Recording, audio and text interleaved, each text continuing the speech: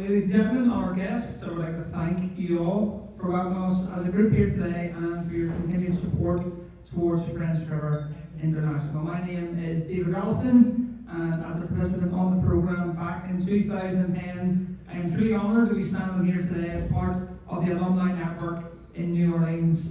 Sorry, I meant to say New Orleans. Hey, good job.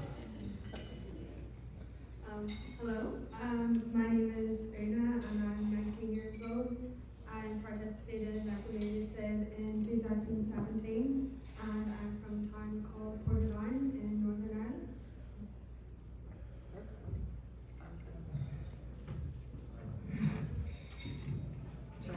I'm just going to speak like this. Is that easier? Perfect. Good. Right, so I'm 26 and I am from East Belfast. I'm currently in the second year of my degree studying community youth work at the University of Ulster, Jordanstown. So, born in 1993, I would have been regarded as a ceasefire baby based on the conflict in my country coming to a close. I grew up in a community that had been particularly negatively affected by the Troubles. As a 26-year-old now, living and working in a post-conflict society, I feel I can see the trauma from a perspective that not many in Belfast can. So I've been quite fortunate to be able to travel many countries in the world, backpacking, coaching soccer, and working directly with communities and young people, focusing on testing values and beliefs, putting me out of my comfort zone, and most importantly, helping me see the world from a global perspective. All of this directly linking back to 16-year-old me, who on the plane over to America, I was most excited to see Walmart. That 16-year-old me at the same time was failing in high school. I was involved with the wrong crowd, and realistically I was on a path to destruction that would have directly or indirectly affected my family, friends, community and society as a whole. In 2017, after 6 years out of education, I was accepted into a 1-year part-time level 4 course studying community youth work.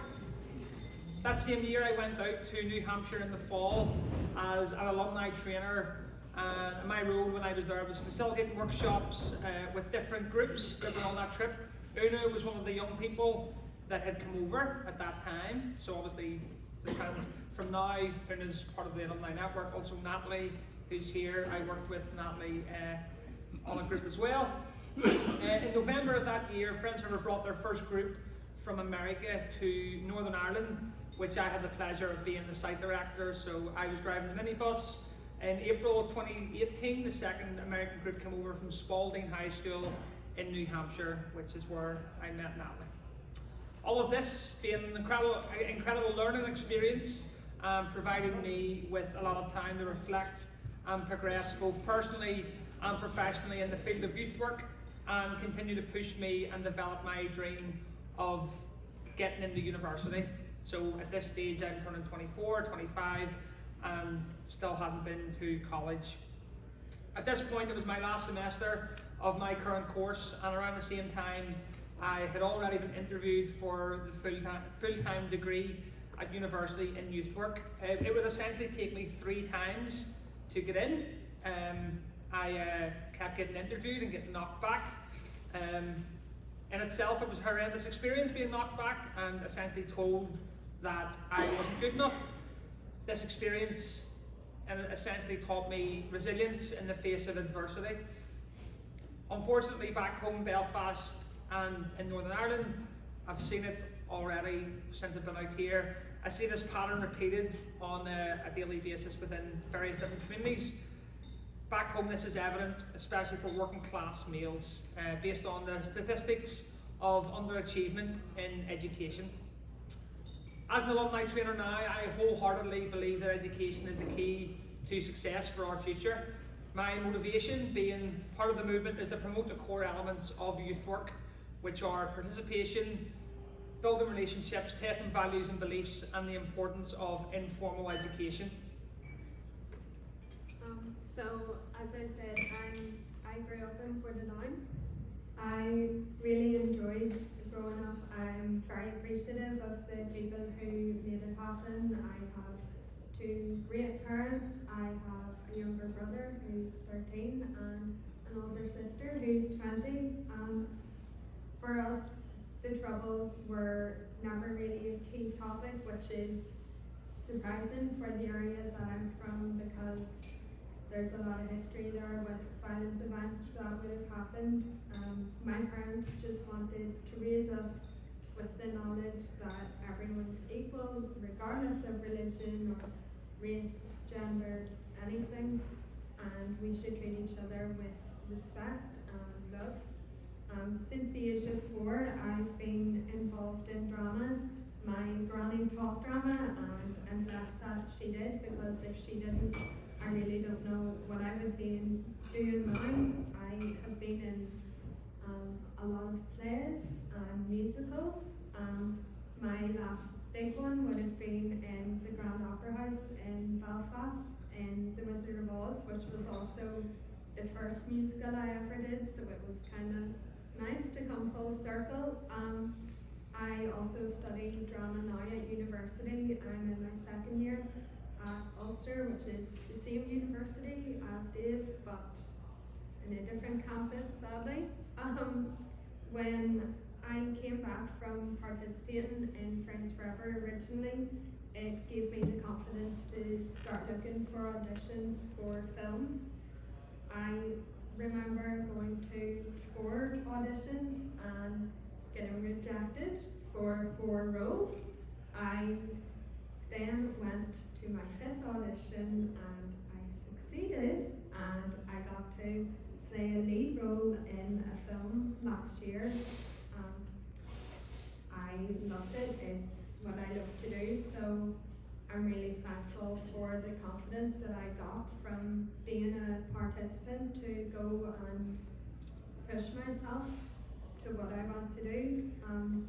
I love my time as a participant. I got to meet amazing people like Dave, who was an alumni trainer for me, as well as Laurie.